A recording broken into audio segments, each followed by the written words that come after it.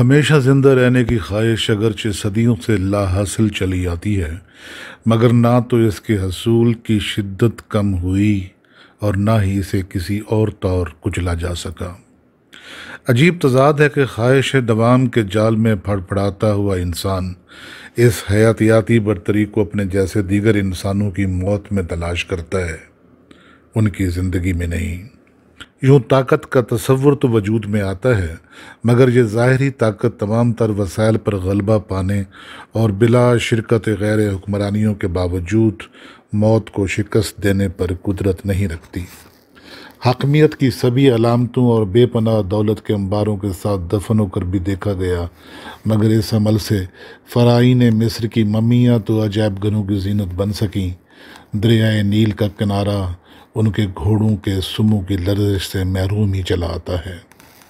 انسانی تاریخ گواہ ہے کہ زمینی مخلوق کے تخلیق کردہ علوم، ادب اور ایجادات سبھی اپنے آپ کو برتر و غالب، محفوظ و مامون اور ہمیشہ زندہ سلامت رکھنے کی شعوری کوششیں ہیں۔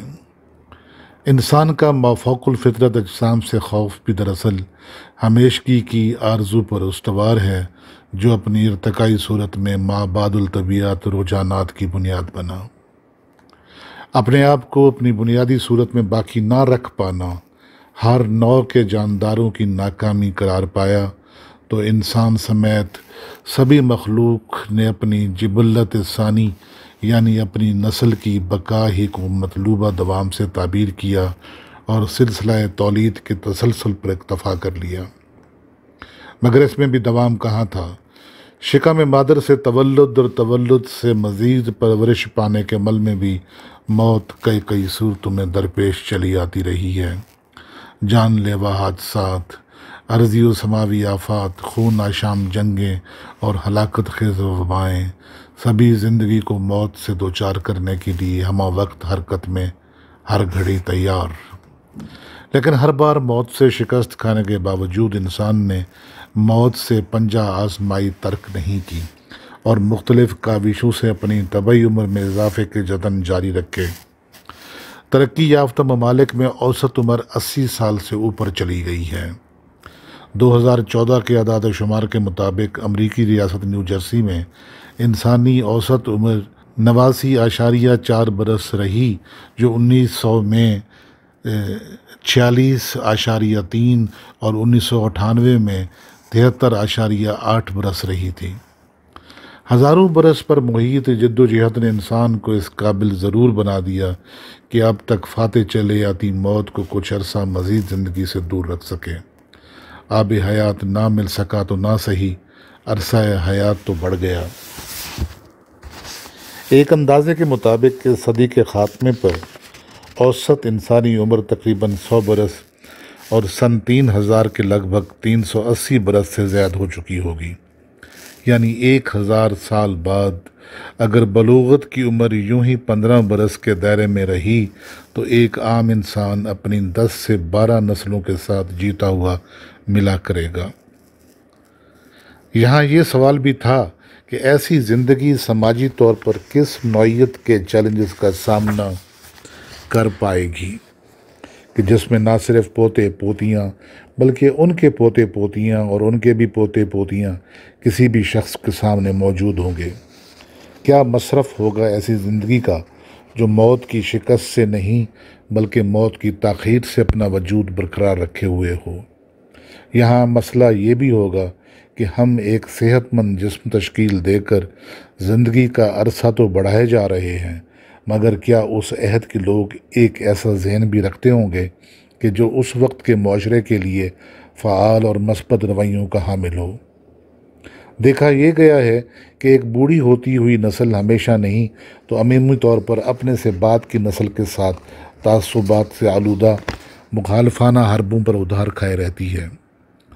آج کے دور میں تو ایسی دشمن نسل سے زیادہ 67 برس کی عمر تک جان چھڑائی جا سکتی ہے، مگر اندازہ کریں کہ اگلے 1000 برسوں میں اگر 400 برس کے اکثر بوڑھوں کا رویہ اپنے سے اگلی نسل کے ساتھ اس طرح معاندانہ رہا تو ان عذاب لوگوں سے جان چھڑانا کس قدر مشکل ہو جائے گا۔ یہ معاملہ اور بھی گمبھیر ہو سکتا ہے کہ جب وہ جسمانی طور پر توانا مگر ذہنی طور پر کھڑوس کے کھڑوس ہی رہیں۔ ان کھڑوس بوڑھوں سے یہ بھی تو ممکن ہے کہ نسبتاً جوان نسل سے جان چھڑانے کے لیے وہ اپنی 400 برس کی اوسط عمر میں اگلی نسلیں پیدا کرنا ہی موقوف کر دیں اور محض اپنی خود ساختہ دانشی کو فراہم کرتے رہیں۔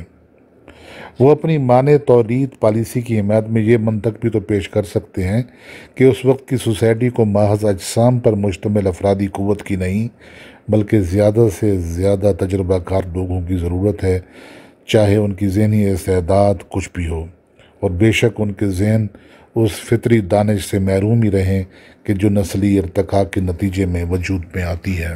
میری رائے میں آنے والا عہد دانش کی بڑھوتری کا عہد ہونا چاہیے۔ میرے نزدیک مستقبل بعید کا انسان عضو معطل نہیں بلکہ نسل انسانی کی بقا کے تمام میں برابر کا شریک ہو۔ یہاں یہ سوال بھی اٹھتا ہے کہ آج کے انسان نے آنے والے کل کے انسان کو انسان بنانے کے بارے میں کیا سوچا ہے؟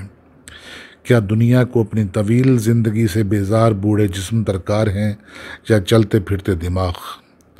مگر میرے نزدیک جسمانی صحت کے معیار کو بہتر بناتے ہوئے بیماریوں اور دیگر آفات کا مؤثر دفاع کرنے سے زندگی کے ربڑ کو اور کھینچ لیا بھی تو کیا ہوا؟ اس سے توانا دماغ تو حاصل نہیں ہو سکیں گے، بس وہی اپنے ماضی پر اکڑتے اور اپنی جوانی کے قصوں پر نازاں ہوتے بوڑھوں کا جمعہ بازار ہی لگا رہے گا۔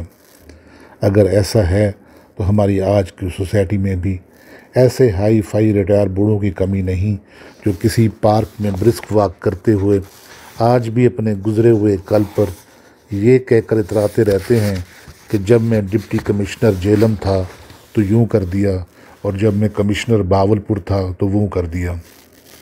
سوچنا یہ ہے کہ کیا ہمیں اسٹیٹس کو کی اڑنگی لگانے والے 400 برس کی عمر کے تجربہ کار دماغ چاہیے یا ارتقائی دانش سے بہرور نوجوان نسل؟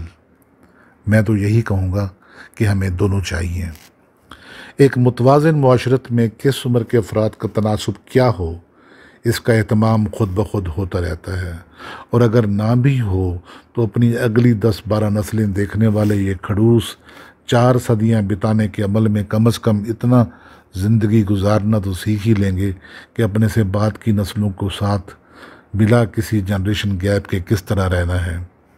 ہاں یہ بات اور کہ کبھی غصے میں آ کر اگر اگلی نسلیں پیدا کرنا ہی بند کر دی جائیں تو ان کا نصیب۔ اب ذرا اس زمانے کے حضرت انسان کی بدقسمتی ملاحظہ ہو کہ اس ہزارہا برس کے جھمیلے جھیلنے کے بعد بھی وہ اپنی دونوں بنیادی جبلتوں کی تشفی سے محروم رہے گا۔ میں سوچتا ہوں کہ سن 3000 میں لگ بھگ 380 برس اس زمین پر بوجھ بنا رہنے والا کوئی شخص جب اپنی آئندہ نسلوں سے محرومی کی قیمت پر بھی موت کو شکست نہ دے سکا تو سوچے گا ضرور کہ اتنا عرصہ جینے کے باوجود حاصل وصول تو کچھ بھی نہ ہوا۔ تنویر سحر نے اسی موضوع سے لگا کھاتا کیا خوب مطلع موضوع کیا ہے، ملاحظہ کیجیے۔ گھر کے باہر نہ گھر میں زندہ ہے، گھر کے باہر نہ گھر میں زندہ ہے، آدمی کیسے ڈر میں زندہ ہے۔